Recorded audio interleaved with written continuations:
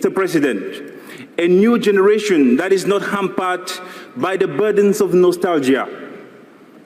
We are ready to look at Africa-France relations with fresh eyes, with optimism and with confidence. To paraphrase Nelson Mandela, our choices must reflect our hopes and not our fears. We are not afraid to take our responsibility. You must find the courage to take yours. Because France cannot remain trapped in an outdated vision of the African continent. We have come to propose solutions and to dialogue with you because we have a different, a more admirable future to propose. Not necessarily because we are going to be comfortable about what will change, but because at this point, it is the only thing that makes sense.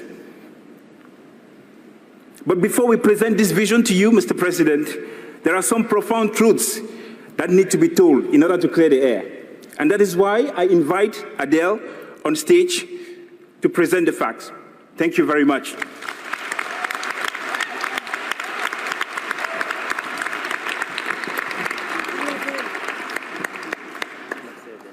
Bonjour.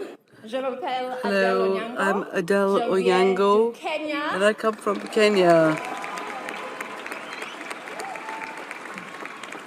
And that is exactly as far as my French will take me. So, I'm really honored and happy to be here today because I think it is no secret that the current relationship between Africa and France is complicated.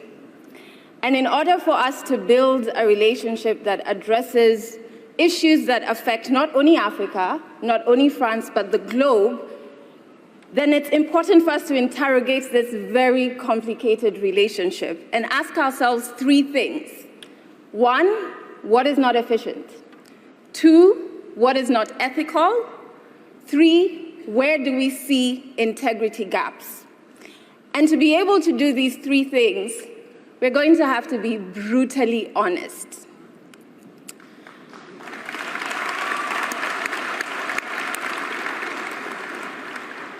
The history of colonization is understandably very important. For Africa, it's a path that is as painful as it is destructive. And the effects of colonization can still be felt to date. And I'm not just saying economically, but even on an interpersonal level. We, as Africans, feel the pain of colonization every single day. Now, the lack of a clear and strong acknowledgement of the continent's pain on this destructive past results in skepticism. And the absence of actions that will further push the acknowledgement is also a major issue in the current France and Africa relationship. In fact, the air of denial that France chooses to sit in is uncomfortable, not only for Africa, but also for France, and it does no good for either one of us.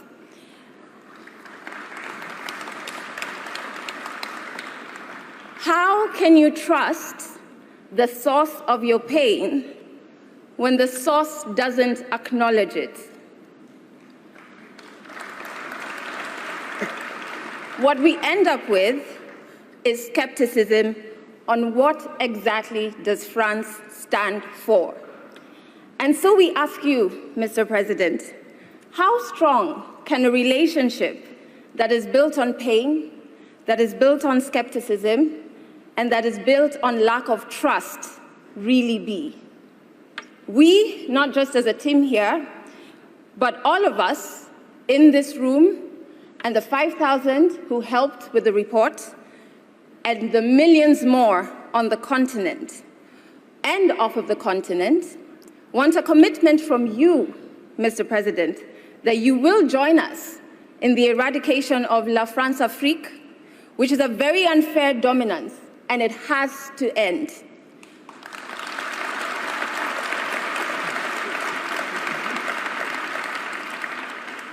Furthermore, the breakdown in understanding what France fully stands for is fueled by the continued collaborations that France has with agencies, leaders, and individuals who have glaring integrity issues, whilst on the other hand, claiming to be standing for human rights. So on one hand,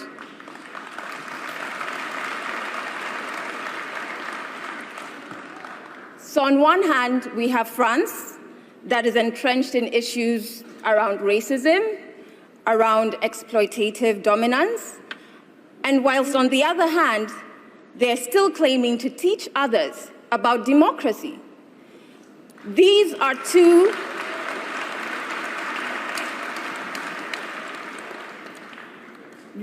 profiles that one cannot fill at the same time. And when you try to do that, we find it rather arrogant. What it creates is a cognitive dissonance, which is that discomfort you feel because of these two conflicting values. It not only doesn't make sense, it is unsustainable, it births a negative perception, and an ambiguity in knowing once again what values does France stand for.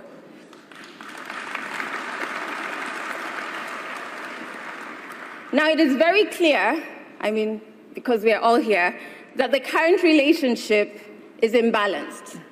It's not collaborative, and in some instances, it's exploitative.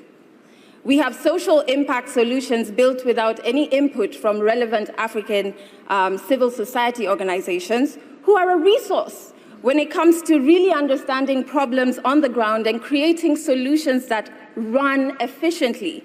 And they're a resource that Africa is willing to lend to France. Let's also not forget that whilst we in this room are here because we want to change and repair this relationship, there are some who are benefiting from this current dysfunctional relationship, be it private businesses from France on the continent with non-ethical practices, or corrupt individuals and groups from both France and Africa. This group, and the lack of a very loud and public condemnation of this, obviously fuels skepticism. So this honest interrogation is a very important first step, because the strengths and weaknesses of this current relationship will dictate the success or failure of our collective future relationships. But we are not only telling you what's not working. We are very solution-driven, which is much unlike the heads of states that you're used to meeting.